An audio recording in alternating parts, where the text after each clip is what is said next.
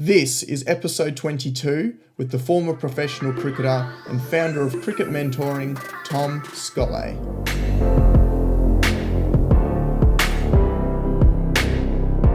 Hello and welcome. Thank you for tuning into the SOTA Process podcast today. I'm your host, Tom Evans.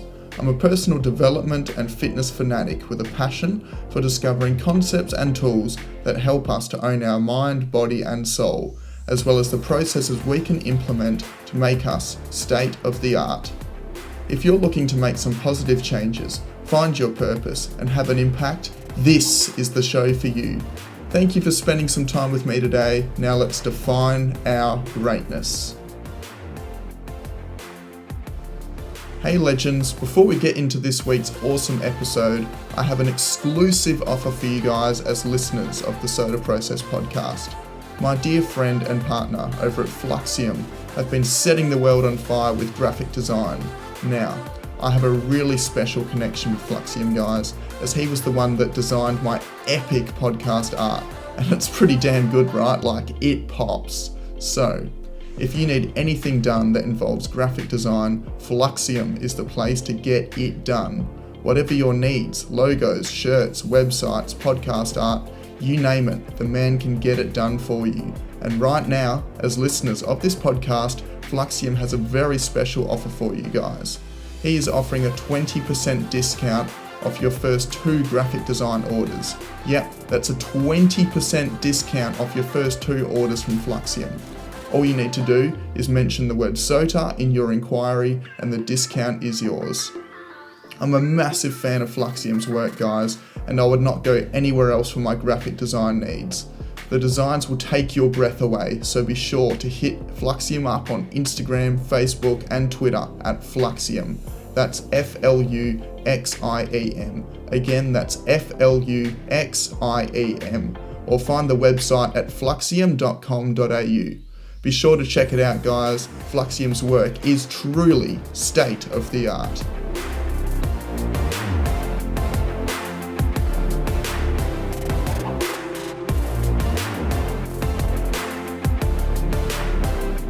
Hey legends, thank you for tuning in again today.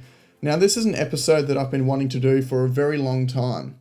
So since he joined my cricket club in 2018, I've had the pleasure of getting to know and learn from Tom Scollay. Tom is the founder of Cricket Mentoring, a business that he started in order to help cricketers become the best players they can be. And this is something that Tom is very passionate about. As a former professional cricketer himself, he has had a great depth of knowledge and he shares all of this with his community. But it's not just the technical side of the game. Tom values the importance of mindset very highly and believes that this is the reason his professional career didn't flourish as he would have liked.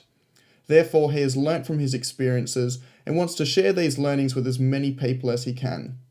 Cricket Mentoring currently has just under 100,000 followers on Instagram, 42.6 thousand subscribers on YouTube, and 25.6 likes on Facebook.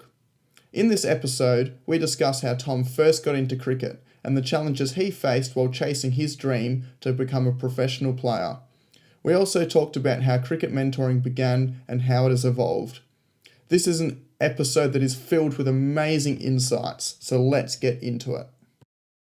Alright, thanks for coming back to the show again today, guys. Got a very special guest. I've got Tom Scollay on the show from Cricket Mentoring. So, Skulls, thank you for coming on today. My pleasure. Alrighty, so let's get straight into it. So, to start with, you grew up in Alice Springs, is that right? That is, yeah. Born in Alice. I lived there till I was 4, and then we moved to Canberra for 6 years, and then I lived in Alice from age 10 to age 18. Right, okay. And so, let's sort of talk about your early life and how you got into cricket in the first place. Yeah, good question. So my parents got my twin brother and I into soccer when we were 6. And I didn't really, and we played a number of sports. We had tennis lessons when we were young. And I didn't really get into cricket properly until I was 10. And just before we left Canberra, I used to sleep over my best friend at the time, Ben Eyre, I remember, who I still sort of am in contact with on social media, and he used to play cricket on the Saturday. So I, a few times, slept over on a Friday night, went down to cricket, looked fun. The next day I went and I wore my white clothes and they had one player didn't turn up or was short or something. So I got a game and I did all right, and then I sort of did that a few weeks, and then my parents worked out what was going on, or I mentioned it to them, and they said, oh, well, you can play if you want. And then, I played I think I might have played 2/3 of the season. Right. I think I got the best batting average or the best batter or the most improved or some sort of award. I can't remember exactly what. Yeah. I remember hitting a boundary off my first ball I ever faced in a competitive match. And I think I'd been playing cricket in the backyard for a little while, and I'd been watching it on TV, and it sort of had started to become something I was interested in. But it wasn't until I was 10 years old that I played my first match, and thanks to my mate then, Ben Eyre, who got me into it. Yeah, right. That's pretty cool. So you were a pretty talented junior by all accounts. So at what point did you sort of progress and sort of think you could end up making a career out of cricket, and sort of what was your sort of junior lead up like? Good question again. So it's interesting to think about these things. It was always until I was about 14 or 15, it was always soccer and cricket. Soccer in the winter, cricket in the summer, and they would often, because I started to become quite good, and I was in representative sides growing up in the Northern Territory. There's less competition, less people, so I was being picked in these representative sides for both sports. So it wasn't just black and white 6 months and 6 months. It would almost be 9 months of soccer and 10 months of cricket. So I was managing both, and I think it was about 14 or 15 I decided that cricket was the one. Yeah. Cricket was what I wanted to do. The pathway to play cricket was far clearer and more straightforward coming from Alice Springs than it was for soccer. And my mum also was pushing me towards cricket, and her theory was that all the old cricket players looked happier in their lives than all the old soccer players. And that's my mum's way of thinking. But so from my point of view, it was about 14 or 15, and I decided to sort of stop playing soccer and really spend all my time focused on cricket. And the fact that I could play for the Northern Territory under 15s, and then the next step was the Northern Territory under 17s, right, and the next step was the Northern Territory under 19s, and from there I knew that I had to play grade cricket, and then you could play state cricket and beyond. Whereas soccer, you sort of had to, it was a bit political. There was no real clear pathway. Some kids went to Europe as teenagers, some kids moved interstate, and there was no exact clear pathway. And I think I wasn't the fastest kid, I wasn't the biggest kid, and soccer, you needed those traits really. Whereas cricket, my skills were what mattered, and that I could work hard at my skills. And I sort of decided that, cricket, and I was just loving my cricket. So it was probably around 14 or 15, I'd made the Northern Territory under 13 team, gone away to a national carnival. I think I'd made the Northern Territory under 15 team as a younger player. Yeah.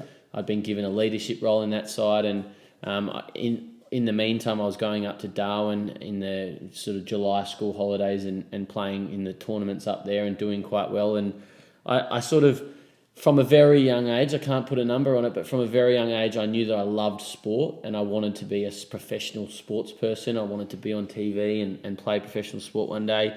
But it was, 14 or 15 that I sort of thought, cricket's what I want to do. Yeah. Okay. So that probably progressed for you ending up playing in England. So how did that come about, and sort of what's the story behind you moving away, and how did you cope with moving away from family and friends? Yeah, so I suppose if we wind it back a little bit, the next progression was moving from Alice Springs to Perth. Okay. So I did that. I finished my Year 12 exams November 2005, and then a week later I turned 18. Right. And then in December that year, I came to Perth representing the Northern Territory under 19s at the National Carnival. And then I stayed on in Perth, and I started playing grade cricket for Melville. So I had that second half of the year, January to March, playing grade cricket from 2006. I started in the fourth grade, worked my way up. I made my first grade debut in a one-day final at the Wacker, a day-night game, which we won off the last ball. Our number 11 hit a boundary. So that was one of the best games I've ever played in, under lights at the Wacker.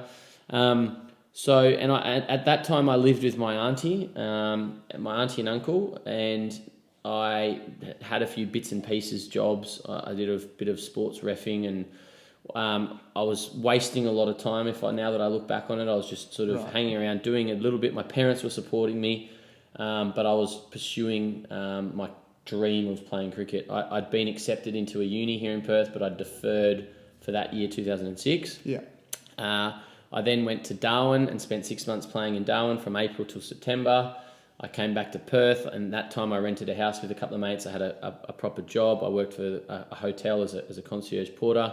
And I pretty much mirrored that the following year. I did the season in Perth. I went back to Darwin, did the season in Darwin in 2007. Right. Came back to Perth for my third season of grade cricket. And it was about then that Luke Towers had just come back, who was my teammate at Melville. Okay. So we've been on a sort of a similar age. We've been on a similar path, I suppose. And he'd just played a season in England, and he absolutely loved it and said, you should go over, you'd really enjoy it in London and at this club. And he basically was encouraging me to go to East Coast Cricket Club. Okay. And my other good mate at the time, Shannon Mascarenas, his brother was playing for Hampshire and for England. And he said, you've got to, I told him my father was born there. He's like, you've got to get a British passport, passport. You could play professionally over there. So then, those things happened. I got my British passport. I negotiated to play with East Coast through Luke Towers. And then, it was April, or end of April, early May 2008 when I went over to the UK. And it wasn't anything drastic. I'd been living out of home for 2.5 years already. Right. And I just absolutely loved it. The cricket was great, but having just the freedom to travel around the UK, I was earning a little bit from playing cricket. The first time I'd really been paid to play cricket. Yeah. It was enough to get by because I didn't have a lot of expenses. I was living with a lovely family who covered all my meals, and I I wasted a lot of time. I was on MySpace back then too much, and watching MTV, and I should have said that I got into uni and I never then took that. It was an exercise and sports science degree at ECU, and I deferred the first year, and then I sort of said, no, I'm not going to take up my offer. And so I was just on this journey of trying to pursue my professional cricket career. And I have to say a huge thank you to both my parents, who never tried to push me into uni or to get a proper job or a proper career. They really supported me in following my passion and my dream. And I certainly wouldn't be where I am now, wouldn't have done what I have done in cricket and had the times I've had and met the people I've had my parents in those early few years, if they hadn't have supported me. So I was very lucky to have that. I played for East Coast, things progressed from there. But that first year was amazing. I was sort of had in the back of my mind, I want to play professionally. I've got a British passport. I was 20 years old, but at the same time, I was trying to make it professionally in Perth and for WA. So I wasn't all out gun-ho trying to get over there and play second 11. I was just enjoying myself playing club cricket.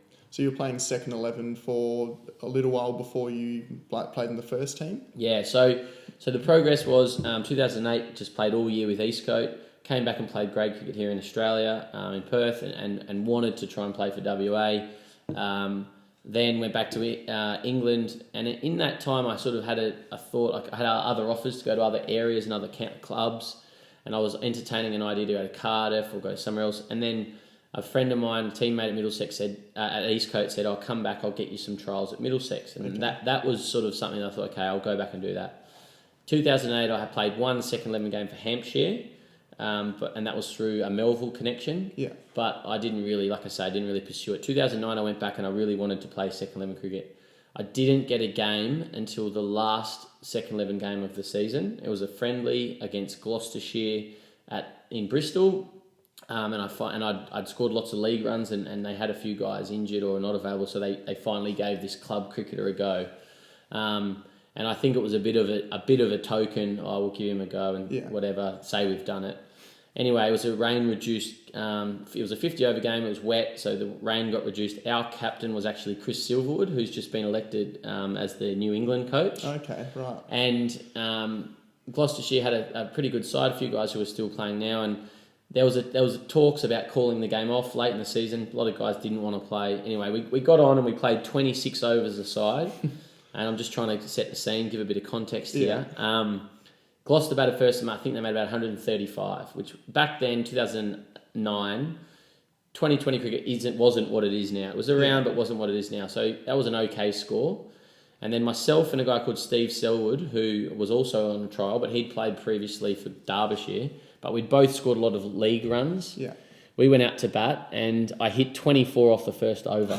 I hit 3 sixes over mid-off and I just went after them, smacked them. Yeah. It was just a day where everything flowed and I ended up getting 66 off 33 balls and we ended up passing the 130 pretty comfortably from memory. And then the next day I got a call from the head coach and said, can you come to Uxbridge in the next few days? The first team were playing there and he said, I want to have a meeting with you. And he said, well done this week. We'd like you to come back and do pre-season with us next year. Wow. And so I sort of went from that one innings, I went from 2 years of league cricket doing really well but nowhere with Middlesex to then them saying we want to look at you more. So that was really exciting. I went back to Perth and played the season, but I left a little bit earlier than I would normally and I went back to England and I just did the last month of pre-season. I think I did sort of March and a little bit of April, whereas normally for league cricket I'd get over there in end of April. Yeah. And so then, that was 2010, and then they picked me in the first few second 11 games. I did okay. I think I got 48 in my first second 11 game that year against Northants. I think I got a 30 not out off not many balls to win a game, batting second the next innings, and things were going quite well, but not setting the world alight. And then a few guys, Owen Morgan and O.A. Shah came back from the IPL. Neil Dexter came back from injury.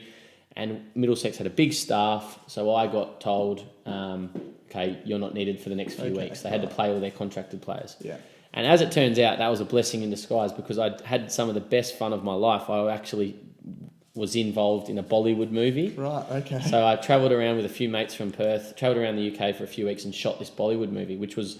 They got in contact through someone at Middlesex. Right. They were chasing cricketers to play the role of cricketers, and someone at Middlesex said, give this guy a call, he's not available he can't play for us for the next few weeks. So I did this Bollywood movie, that finished, and then Middlesex had a spot for me again. And I was playing second 11, and I was doing quite well. I got a 90 odd against Lancashire, who had a West Indian fast bowler, international. Yeah. Played well, got some runs against Surrey, who had some good bowling, a good attack, some first team bowlers. And I was doing really well. And a really pivotal point in my life was a day at training at Radlett. And a shout out to Mark O'Neill, who was the Middlesex batting coach at the time, and he became a real mentor of mine during those years. Yeah. He's another Aussie, and he said to me, how are you going to make Middlesex sign you? Right. And this was halfway through the season. I was doing quite well, and I said, I don't know, I'm going to just keep scoring runs. He said, no, they can use you as long as you're just theirs. Right. He said, you need to get other counties interested so that they then think, okay, we don't want to lose him, and they'll sign you. I said, okay. So he goes, do you know anyone? I said, I've got a good relationship with the coach of Hampshire. So I contacted him and said, look, these are where I'm at. I'm playing for Middlesex. And he said, yeah, I've been following you doing well. Might have been averaging in the 50s or 60s or something. And he said, yeah, we want you to play. Let's get you in for next week. So I rang the Middlesex coach and said, Jono, Hampshire, what's happening with Middlesex? He goes, I'm keen to sign you. But I've got to get it over the line. And I said, okay, well, Hampshire want me to play next week. He goes, just play for us next week, please. I've already picked you in the side. I need you to play next week and then we'll reassess. Yeah. I said, okay. So I let Hampshire know I wasn't available next week, but I'll be available from then on. So the next week we played against Gloucestershire at Radlett. Again, Gloucestershire, who I'd made my debut against. Yeah. And I scored 180. And then when I came off that day, it was funny. I was batting with one of the guys. I was on about 160 or 70 and Angus Fraser, the director of cricket, and Richard Johnson were sitting on the side with paperwork and stuff. And one of the boys I was batting with said, I think they're writing up your contract. Yeah. And then I got out. There was a handful of overs left in the day. And then at the end of the day, I was sitting in the change room and Richard Johnson, the coach, walked in and said, Scholes, Gus wants to talk to you out the front. And Angus Fraser, sitting out the front, said, Tom, well batted today. I'd like to offer you well done on what you've been doing. We think you're the right character. We think you're the right player. I'd like to offer you a summer contract for the rest of the season and then a 2-year contract, professional contract. Wow. And you're in the squad to play against Bangladesh on Sunday. Right. And so that was July 2010 and that was incredible. That was going to be my next question, what the lead up to that was like. Yeah, so that was the sort of lead up. I think that was like a Thursday. I think I might have gone out and celebrated that night. And then I actually played club cricket on the Saturday. And then I debuted at Lord's on the Sunday. And what I remember around that is I could not sleep on the Saturday night. I remember having one, maybe two, if that beers after club cricket on a Saturday. Yeah. Went home and just prepared as well as I could. Went to bed at a reasonable time, and I sat there all night tossing and turning and thinking, I'm playing at Lords tomorrow. What if I stuff up? Blah, blah, blah. All these thoughts that can't just run through your head. And I didn't have the tools and understanding of how to deal with it then. And so I remember, and I wrote an article about this on our website, and it's called No Sleep Before My Debut at Lords or something like that. And I had 40 minutes sleep. And I slept from about 6 till 6:40. It was a day game, and we had an hour to drive there. And I got picked up at 7 by my teammate. Drove to the ground, and I was excited, but I was wrecked. Played the day before, just hadn't slept, and then all fine. Did the warm up. I think I'd already been told I was playing, or I told I was playing, and batting at 5. And I think I had O.A. Shah, who was playing for England, ahead of me, and David Milan ahead of me. And a pretty good side. We didn't have our best side out. It was a tour game, but pretty good side. We fielded first from memory. Bangladesh made a few. I think I took a catch. I was pretty nervous on the side. But one thing I remember as well from that day is I had about 30 of my East Coast friends and teammates people travelling who were in London in the stands. And I felt bad, because you get these complimentary tickets for the players. They're all in a bunch in the change room, and I pretty much used them all. And I got in there early, used them all, and then a few of the boys got in a bit later, where are all the tickets? And they had to send for more tickets. They got tickets in the end, but it was, I'd given about 30 free tickets to all my mates. So I was a bit nervous, but also excited, and standing on the outfield, on the boundary. I remember on my left was the media centre, on the right was the old pavilion, Lords being the home of cricket, and it was just a surreal feeling. And then got through the fielding, had lunch. The lunch at Lords is very famous for being amazing. And then sitting there waiting to bat, and as I had my pads on, was next into bat, I was sitting on the balcony and I was falling asleep. And then I had to sort of get up and run around, and then I'd wash my face, and then I'd sort of sit there, and I was so wrecked. It was a combination of nerves, anxiety, just complete tiredness, exhaustion, and very, very Not tired. Ideal. Not ideal, but in a way it sort of relaxed me a bit, I suppose. Yeah. Anyway, I went out, when a wicket fell, I was fine. I walked out to bat, walked through the long room, incredible feeling. Went out to bat, I got off the mark with a little clip to score. I only made 3. I got out bowled, slog sweeping, and that was a shot I was playing really well at the time. So I think, in hindsight, I wasn't too disappointed with it. It was probably the wrong ball, but I was backing myself a bit. Yeah. Got to batted with O.A. Shah, which was fun. So that was how that all came about. It was a really incredible time. I was 22, living in London, playing professional cricket, playing at Lords, a kid from Alice Springs. Yeah. So I was on top of the world at that time. Yeah.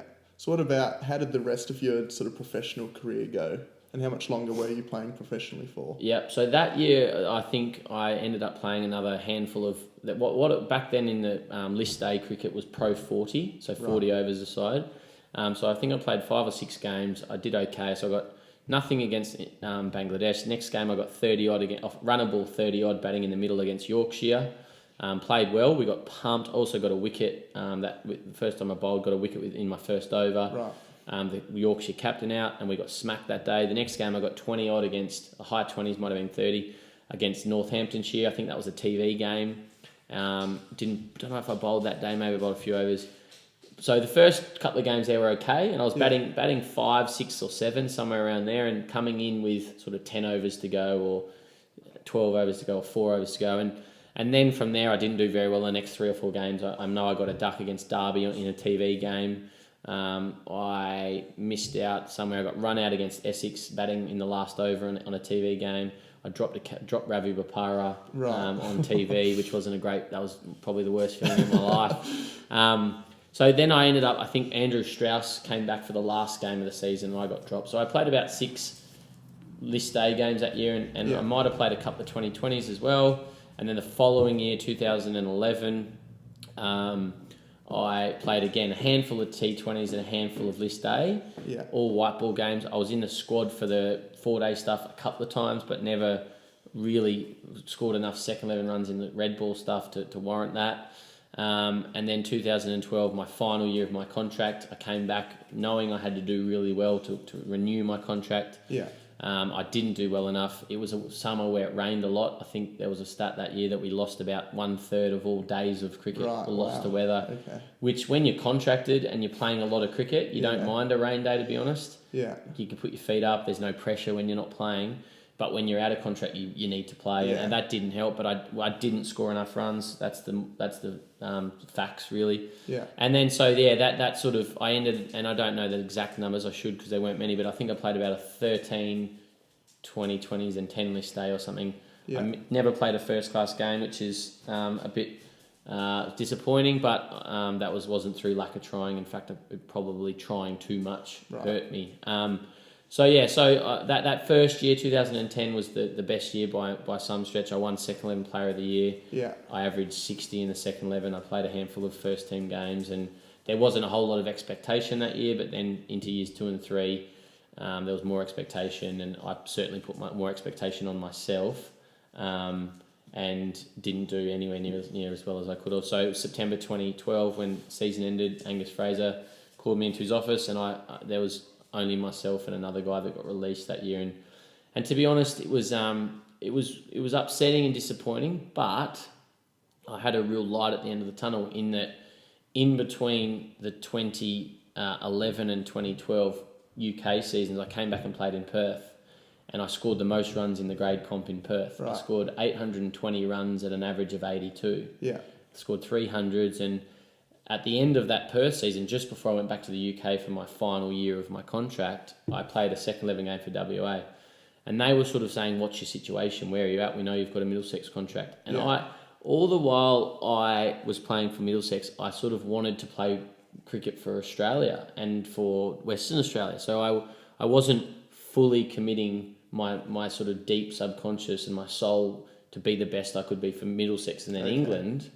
So lost my contract, and I thought, that's okay. I was the best player in Perth last year. I'm going to go back. I'll do score runs again, and I might play for WA.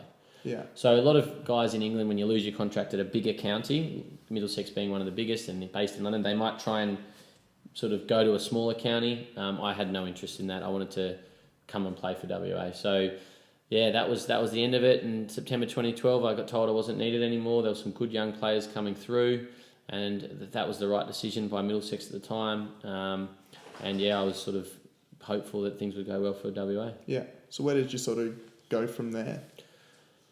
So I came back. I played grade cricket for Melville, and I had a job. So in between coming back every summer, even though I was a professional, then I was still working while I was here. Yeah. I was trying to earn money over here. I didn't earn a whole lot when I was a professional in the UK, so I was trying to. I had a job here, and then so I came back to that job. It was just working in admin for the disability sector, so I lost my contract end of September. Tried to work out what to do, and I had my now wife then. We'd been together for nearly a year, and she encouraged me to do uni. So I started a uni degree. I started a degree in economics via online, all online. So I was working full time. I was playing grade cricket. I started an online degree full time, and then a few months into that, or 6 months into that, I changed it to accounting. So I ended up finishing a Bachelor of Accounting after 3.5 years of uni. So that was 2012, and I was pretty busy still, and I was still training hard. I was still ambitious, and I didn't score enough grade runs to warrant. I had that really good season where I was top of the batters in the state in grade cricket, but then I came back and had a pretty poor start to the next season and fell off the radar, and again probably tried too hard and wanted it too much, but life was busy, studying, working, playing cricket. Yeah. So if you could go back to your professional career, is there anything, not like knowing what you know now, what would you change? A lot of things in how I approached the game and thought about the game. Not a lot in what I actually did. Okay. I trained hard, I worked hard, but I think like I said, I tried too hard and I wanted it too much, and I'd say things like, I've got to score runs today. And just the language I'd use, the way I'd deal with setbacks and failure, all the little mental skills and tricks and techniques that I now understand and teach the athletes that I work with, I had no idea about. And that's Yeah. why I've spent so long over the last 7 years sort of educating myself, because it comes from, I suppose, a place of pain Yeah. where I didn't have those tools and understand it when I was playing. So it would just be, and if I was to mentor my younger self at 21 or something, I'd say just trust your preparation and just back your skill. And another thing, I sort of look back and say I don't regret, because I was trying to do the right thing at the time, but I tried to change the player, and I did change the player I was. Right. So I was a really quite aggressive, free-flowing player that slashed at the ball outside off. My nickname when I first started playing first grade at Melville was Mardo, because the boys thought I batted a bit like Damien Martin. Didn't move my feet a lot, but hit square of the wicket, trusted my hands. And then I did that up until that throughout that first year at Middlesex when I was contracted. And then we had a winter training camp in November, December 2010 at the end of my first season. And I thought, for whatever reason, if I'm going to play first-class cricket in the UK, and there would have been some merit to this, but it just stuffed me up a bit, I need to let those balls go and start playing down the ground. And so all of a sudden, I spent 6 months trying to completely reinvent my game and do something and be something that I wasn't. So then I think that created a lot of confusion in myself as to what do I do when the ball's six stump that I'd normally hit through cover point. Like I started to leave that ball and I started to think about having a high top elbow, and I got too technical. Yeah. But it is what it is. I had some great coaches, and I really think Mark O'Neill and a guy here in Perth called Derek Hazlitt were excellent batting coaches. Yeah. They really helped me and talked a lot about technique, and what they taught me about technique, I now sort of coach a lot of their things. But in terms of having a mentor to say, no, Tom, just play your way. Just get better at playing your way. Get better at picking the ball. Yeah. Get better at understanding your scoring zones, understanding what wickets you can play those shots on and what wickets you probably can't play those shots on. Understand how to absorb good spells of bowling and just get a little bit tighter in your defence but still know which balls. That's the sort of thing that I probably didn't have. That's what I lacked as a mentor, and being 21, 22, I didn't have all the answers. I didn't know, and I didn't have a father who had played. I didn't really have anyone I spoke to about it. I had my peers and some good mates, but they were still the same age. They weren't older and wiser and understood what was going on. So they would be a few things. It would be just to continue doing what I was doing that got me to there, and to continue backing myself. And then the mental skills around just relaxing a bit and trusting my process, trusting that things will work out if I just, rather than trying to always control the outcome, going to the game like, okay, I've got to score runs, so I've got to, and putting myself consciously and subconsciously under pressure to perform. Yeah. And I would worry too much about what was going on outside of my control. Who's scoring runs, who's doing this, what's the team selection, which I had no control over, rather than just saying, oh, sweet, that's cool, I'm just going to keep getting better. And that's what I now know at nearly 32 years old and having spent a long time trying to understand all this stuff. Yeah. Okay, so you started your coaching brand called Cricket Mentoring, which is now one of, if not the biggest cricket coaching communities in the world. Talk to me about how this first started and the processes you went through to build that business. Yeah, and this is I suppose, comes out of the pain of me not making it as a player and not having a mentor. In July 2014, my now wife and I just moved into a new place we were renting in South Perth, and I started to think about, okay, I want to get into some private coaching, and at the time it was a bit more for financial reasons. A few $100s a week extra would be nice. Yeah, I've got a bit of free time on a Monday and a Wednesday. I was busy training on a Tuesday and Thursday and whatever. So this is sort of 18 months after I'd lost my contract with Middlesex. Okay. And anyway, I went for a run along the South Perth Foreshore, and I ran into Scott Muleman, who he was running the other way, and he was a good mate of mine during our playing days at Melville, but he'd retired and I hadn't seen him that much. Yeah.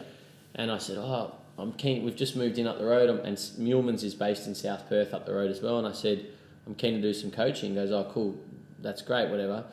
And so then we touched base the next day or something, and I gave him, like, he had my number, and he started to, and then a week later I got a call from a random number. Hey Tom, I got your number from Yeomans. Yeah.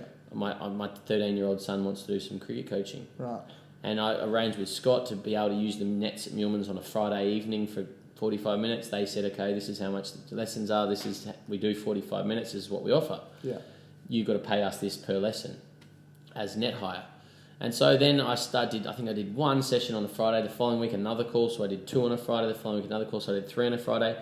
And so from July 2014 up until December 2015, I was just doing 10, 12 sessions a week, whatever. Right. That was 1 and then 2 and then 3 and then 4. It just evolved. And then I was earning a few extra dollars on the side that I was saving, and my mates who I was playing cricket with at Melville, all first graders, all good players, all also had a bit of free time. Were like, oh, get me some coaching. Like, how are you getting that? Get me some coaching. And at the same time, the players I worked with, I was throwing them balls for 45 minutes, but each week I'd come with an article that I'd printed off from Cricinfo or something about how to be the best, or what Ricky Ponting has said, or what so-and-so say, read through this, there's some good insight into what they're doing. And I was trying to give more value than just technique. Balls, Exactly. And so I thought in December 2015, having done it for 18 months, I thought, I need to make this a business. I need to make this like a proper thing. And so, I registered the domain name and the business name Cricket Mentoring in January 2016. And my brother-in-law over that, so my wife's sister's partner, he is an app developer. And over that time, he said he'll help me build a website. And so over that time, over Christmas period, we started building a website. We took some photos. He came down with a good camera, took some photos of me coaching, and we started. We've got a WordPress. We've got the domain cricketmentoring.com, etc. We started to build a website, and it took us 8 months to get it to where I was comfortable to launch it. So I launched the brand, and officially, it became a thing in the public on the 2nd of August 2016. So a little over 3 years ago now. In hindsight, I wish I'd just done a one-page landing page on the website and then built it as we went. Yeah. But in the meantime, my coaching was growing, but then I actually formed the business and started to brand everything Cricket Mentoring from August 2016. From that moment, I started sharing content on our social media pages. I started on Instagram just posting quotes. And for me, 2016, so I'd finished playing with Middlesex 2012, so I was about 4 years, and in that time I'd done a lot of personal development. I'd done a lot of reading, I'd done a lot of listening to podcasts, watching videos, documentaries, reading books, articles, whatever, trying to educate myself, because I've realised that our knowledge is not fixed. We can always upskill ourselves, and the more we understand, the more we know, the more we can educate, the more we can teach, the more we can earn, the better life we can have, all these things. So I was just consuming content as much as I could all day, every day. I stopped watching TV.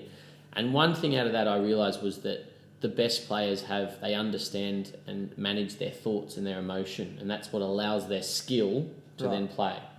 So through that, I started sharing all this content around mindset, and I went in online with a bit of a different angle, not like, oh, how good is this cover drive, but like, oh, look, Steve Smith's spoken about being in the zone, and spoke a bit about what the zone is. And Adam Gilchrist talks about training hard and training standards, and it's all done on the training park, and trusting yourself. And I started to share content around that, and I think a lot of people really resonated with that message and thought, this is where I struggle, this is why I struggle. I can play well in the nets, but this is the gap between me playing well in the game. So that's how Cricket Mentoring got started. And I once the website was live, I was advertising that I had a few other coaches available. We got a few sessions for them as well. And all the meanwhile, I was getting referrals through Mulmans. Right. And again, I'll shout out to them. They're a huge reason, or they're the main reason Cricket Mentoring exists, because they got me started in the coaching scene here in Perth and built up a client base. And then, I still coach a handful of the guys that first started with me 5.5 years ago. And I've seen them progress, and really it's been awesome watch their development as players, but also people. Yeah. And every year cricket mentoring evolves. Right now we've got heaps of things going on that are taking us in different directions and trying to do new things, but always trying to give value to whether it's our individual clients or it's our audience or whatever, is it trying to educate them and help them become better cricketers and better people. Yeah. So how long sort of did it take for you to gain a bit more traction on the social media stuff, and how do you continue to grow in that space? Yeah. So we launched on the 2nd of August 2016. I remember doing putting a photo together and saying, "Wow, we've got 17,000 followers on Instagram." Right. And I have a feeling that was after about 6 to 8 months. I'm not sure. It could have been longer, could have been shorter than that. But around that 6-month period, we got to 17,000 followers, and that was a huge. I don't know. For some reason, I just thought, oh, that's a big number. Let's share that. So I actually track our metrics every Monday. I go through and track how many followers we've got on YouTube, subscribers on YouTube. So I would be able to find that out. But off the top of my head, it was a slow burn early. We did, the first time I posted, I was actually in Adelaide at the start of August for my uni graduation. Right. And I remember posting a photo that had a quote on it, and it got about 80 likes because I did some hashtags. And we didn't have 80 followers, but I spent a lot of time doing the old following a lot of people. Yeah, okay. And they would then look at my profile and follow me back. And so that first photo, we got to 1,000 or 2,000 pretty quickly. Yeah. And so I reckon 17,000 would have been about 6 months. Yeah. And then things just ticked over and started to build. We've been through periods where it shot up. There was 1 month there where we were getting about 2,000 followers a week, right, which was huge. Yeah. And I was like, we're going to get to 100,000 by Christmas. And that was the middle of last year, and we're still not quite at 1,000 because the algorithm changes. They've deleted a lot of fake accounts. Yeah. Things just change. We don't own the platform, so it is what it is. And it's just gone through ebbs and flows. If we look at Instagram alone, like I just say, there was periods where it went really quickly. There was periods when we were a few months ago and we just sat on 93,000 followers for 2 months, it felt like, and we were barely going anywhere. And I think what was happening then is we were losing a lot of followers, but gaining followers, and they were just meaning that actual following was staying level, sort of thing. So, so it's a slow burn, but things can turn quite quickly. YouTube, we've ticked over 42,000 subscribers. That's even a slower sort of burn to get subscribers. But I think once you start hitting certain metrics, certain numbers, the algorithm starts promoting you differently. You start getting different options. So for me, it's always been about giving value. Yeah. It's been about being consistent, trying to post regularly, and trying to not just come in and out, but they know that there's going to be something there, and genuinely caring. Yeah. I spent the best part of the first 2 years replying to every single message that was sent, every single comment, and it's got to a scale where we can't do that anymore, and now we're trying to give our time and our value to our members, who pay us a small fee each month, a subscription. But for 2 years, I'd spend 2 hours a night replying to people and answering their questions, giving them value for absolutely nothing in return. But because I cared, I wanted to help them, and I wanted to grow our community and our brand awareness and our trust, and they would get better, and then they'd go and tell 5 mates about how we've helped them. They'd follow us, and just they're the main things: give value, care, and be consistent in your publishing. And it's getting harder and harder. I think the space I started 3 years ago, and even in those 3 years, it's become far more congested. Everyone's trying to do it now. I was one of the first, certainly in cricket, to start doing it. Now I see every cricket account. There's so many cricket accounts, and I get messages from accounts all the time. How can we grow? How can we do this? And whether it's cricket or whether it's personal development, whatever it is, it's so much more congested now. But it's also about just always learning. I follow a guy called Gary V. Yeah, really good. He's amazing, and he's got so much great advice that I'm constantly just copying what he's doing. He's got a team of 20 staff that work on his personal brand and create content. He does a daily vlog, etc., and podcasts, and so I am often just copying him, what he's doing, and implementing it into our business. Or I see ideas out of a baseball account, or another sort of bigger, like cricket franchise or something and say, oh, that's cool, let's do some content around that, and just trying to always be innovative. Yeah. Not just mundane and do the same thing over and over and over again. Yeah. So what's your favourite part about cricket mentoring? I think dealing with lots of different people and seeing them progress in their lives. Yeah.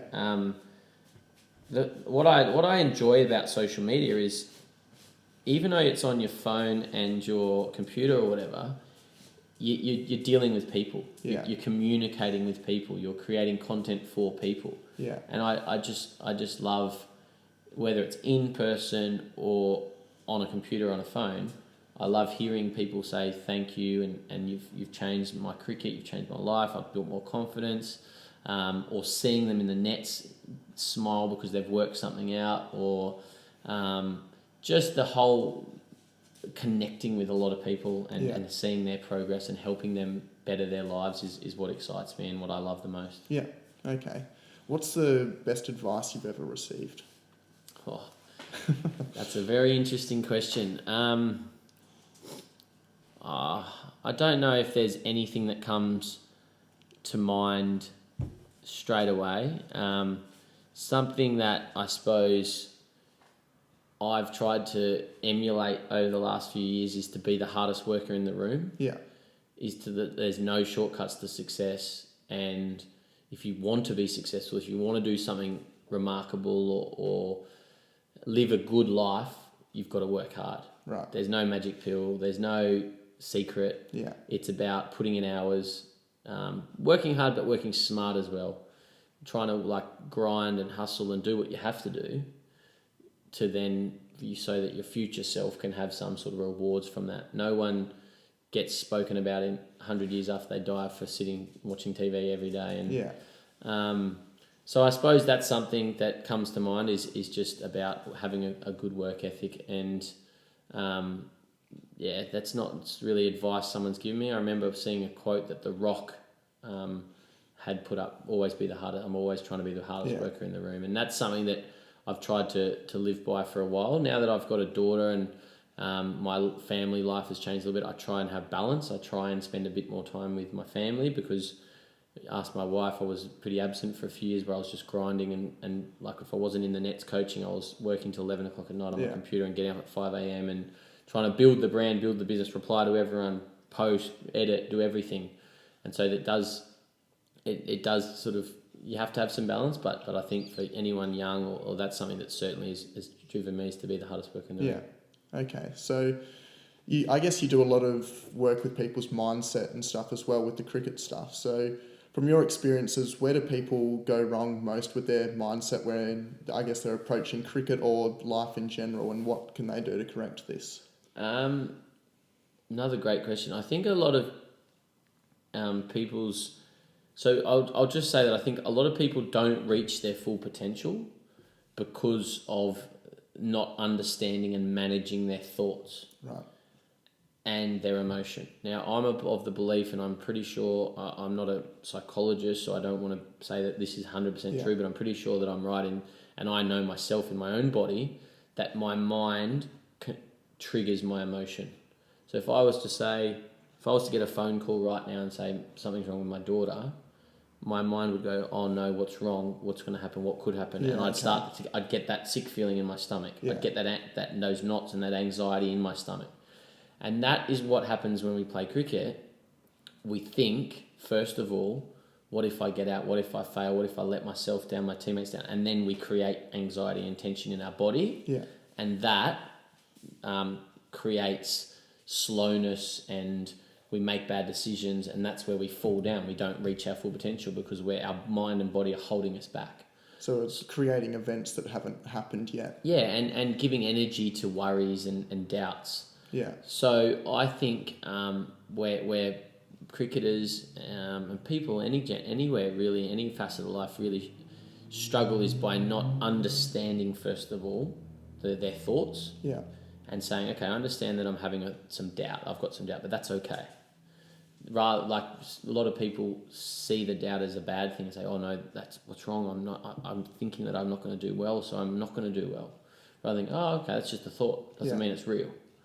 And then having the skills or the capability to manage those thoughts and say exactly that. What I've just said is like, oh, what if I get out for a duck today? Oh shit! And then that's okay. Yeah, that's okay. Like I'm prepared. I'm ready. And then you shift your attention to a positive story. Yeah. What if I get 100 today? Yeah, and like things like I like to say, not even that, because that's such a long way away. It's things like I'm ready. I'm well prepared. Right. I can handle anything. Whatever happens, happens. And try and ease those negative thoughts by shifting your attention to a positive story. Right. And then that immediately, I know in myself, I think, oh shit, what if I miss out? I might get dropped. I might do this, whatever. Think, all good, whatever happens, happens. I immediately feel a bit calmer and a bit more relaxed. That tension just eases a little bit. And then it's about just sort of constantly trying to feed that positive narrative, not let that negative narrative get all my energy and attention, because then it just grows and builds, and then I just walk out there completely tense and anxious. Yeah. So that's sort of a big thing. And then I think the next part of that is, and again, it comes down to a lot of how you think about yourself and your self-talk, but a lot of people don't fully back themselves and believe in themselves and trust themselves. They try and control the outcome, consciously control the outcome, rather than trusting their subconscious and their instinct and their innate skill to just perform. And so then by consciously trying to control the outcome, they're thinking about too many things. They become cluttered and congested, and they can't make a fast decision when they see the moving ball, or they're at the top of their mark and they've got 10 thoughts going on about their arm and their action, where the ball's going to land, rather than just picking a spot and just running in and trusting themselves. So they're the two things I think that hold people back. If you can understand and manage your thoughts, that's a huge thing for dealing with your emotion. And some people might say the emotion comes first, and that triggers a thought. But I always think there's some sort of thought in our mind that creates, it's the mind controls the body, that triggers the emotion, and then players to just train it and then trust it. Train hard and then give over to your instinct and your subconscious and trust that it knows what to do. It's not going to succeed all the time. In fact, cricket, especially batting, is such a ruthless thing that you often have more bad days than good days, but you just got to keep saying, if I keep doing the work, I keep showing up and putting the work in, over the long term, I'm going to get the results I desire. Yeah. Okay, so before I ask my last questions, where can people find your content? All over social media, Instagram at Cricket Mentoring, Facebook Cricket Mentoring, www.cricketmentoring.com, Snapchat at Cricket Mentoring, no G on the end. Twitter's the same, at Cricket Mentoring, no G on the end. We've just got on TikTok, I think it's at Cricket_Mentoring. So we're across all the platforms. YouTube at Cricket Mentoring. Personally, you can follow me on Instagram at Scolls5, SCOLLS5. I share a little bit of my life outside of cricket mentoring and stuff that I'm up to. So yeah, anywhere there you can follow our content. Every platform we try and we tailor our content to that platform. It's slightly different from one platform to another. But yeah, check us out. Yeah, no, I'll put that in the show notes below. So the SOTA slogan, or mantra as you could call it, is define your greatness. So for you, what would be your definition of greatness? Definition of greatness on the whole, I would say, I love that. And I sort of in my podcast ask people what their definition of success is. So that's cool. I like that. I would say that greatness can be very different. I don't like everyone's going to give you a different answer, but it can be very different. I would say that it's I'm trying to give myself some time to think here. That it's about trying to get the best out of yourself. Yeah. I think everyone's different. Everyone's got different strengths and weaknesses and uniquenesses, and everyone has different things to offer the world. So someone might be great in cricket but hopeless in many other things. Someone might be great at cooking and hopeless at cricket. Like, I think greatness is about trying to get the best out of yourself in something or as many things as you can, just through hard work and always learning. I think I might sort of add to that. I think greatness is about always learning and evolving and just trying to be the best you can be. Yeah, no, I like that. So as a mentor and coach, you're obviously always sort of giving out tips and advice and that sort of thing. So if you had to narrow that down to your top 3 tips or advice you could give anyone, what would they be? Really, really, really good question. I've got 3 wristbands on right now. They've got the Cricket Mentoring logo, and they're sort of sayings that I have said over the years and people start to say as well. One says, back yourself. Yeah. So I would say, back yourself. If you don't back yourself, no one else will. You've got to accept your weaknesses, accept that you're not perfect, but there's no such thing as perfection. Accept that you're gonna fail over and over again, but every single person fails. Every single person fails, and the most successful people probably fail the most because they keep trying and they learn from their failure. So back yourself. Don't let failure stop you. Second thing is get it done, and that's the sort of thing where I think like try not to overthink it, and get it done goes back to being the hardest worker in the room. It's like, just get it done. Just find a way to get it done. Yeah. Like, just work your ass off. Because like I say, nothing great comes to those who haven't put in the hard work. And then the last wristband I got on is focus. So it would just be try and focus on what you're doing. Try and stay in the present moment and give your energy and your attention to what you're doing then and there. Have a plan, follow your plan, but when you're executing, try and be as focused and mindful as you can. Yeah, awesome. So lastly, I reached out to you to have you on the show because I believe you are someone that is state of the art. So in your opinion, what makes you state of the art and why is that important? Thank you, Tommy. I think probably things I've mentioned already, and hopefully anyone listening might pick this up in the interview. I don't know, but I think I'm a pretty good communicator. I think I'm quite a good listener when I need to listen to someone. My wife might disagree, but I think I can sort of listen to someone and then try and problem solve, and I can simplify things to help people. So especially in a cricket sense, if someone's got an issue, I, in my mind, sort of can understand the issue, know the solution, but try and make it simple so that whatever level they're on, whether that's a 13-year-old or a 10-year-old starting the game or a professional, they understand what I'm trying to get to them to. So, and then I think it goes back to the fact that I genuinely care about everyone. Yeah. Genuinely, everyone I meet, I have this underlying belief that everyone's unique, everyone's special, everyone can give value in this world. Everyone's got something, an amazing story. Everyone's been on their own journey, and whether that's someone I meet in a coffee shop or someone I work with regularly or something, I genuinely care about them because I think that they're a special person. Yeah. No, awesome. Thank you very much for coming on the show today. My pleasure. Thanks for having me. It's been good fun. Guys, keep listening. This is a great podcast, so thanks for having me. Yeah, awesome. Thank you very much. Cheers.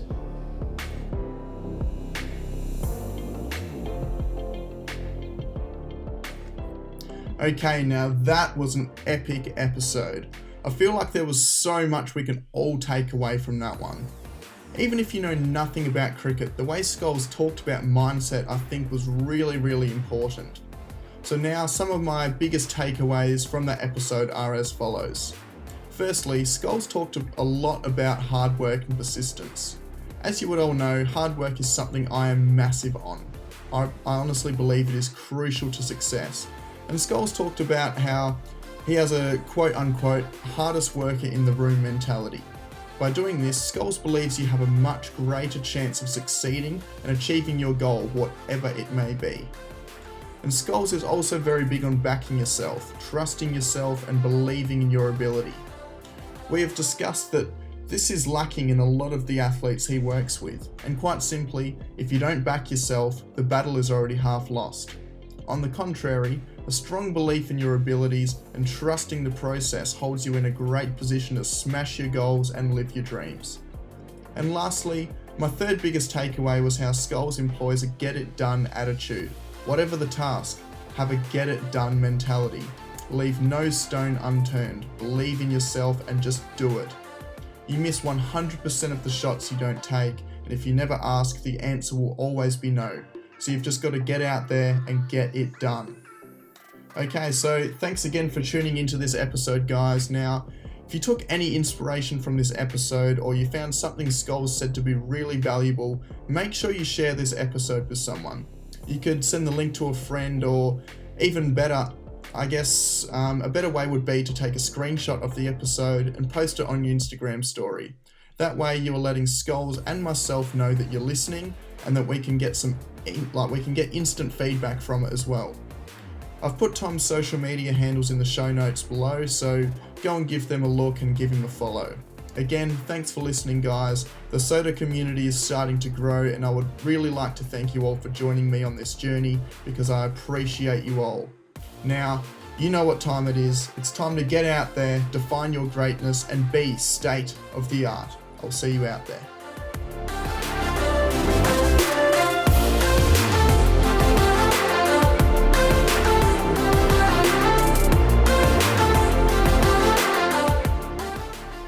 Hey legends, thank you so much for listening to that episode, and I hope you've taken some value and inspiration from it. Now, if you could just do me one small favour, I would greatly appreciate it. Please share this episode with a friend, or maybe a family member, or whoever. Let's spread the word on how you can make yourself state of the art. Also, be sure to take a screenshot of this episode and post it on your Instagram story. Don't forget to tag the SOTA process and myself. And please, if you have time, leave me a rating on the podcast platform you use. I would really appreciate any type of support and feedback. Thanks, guys.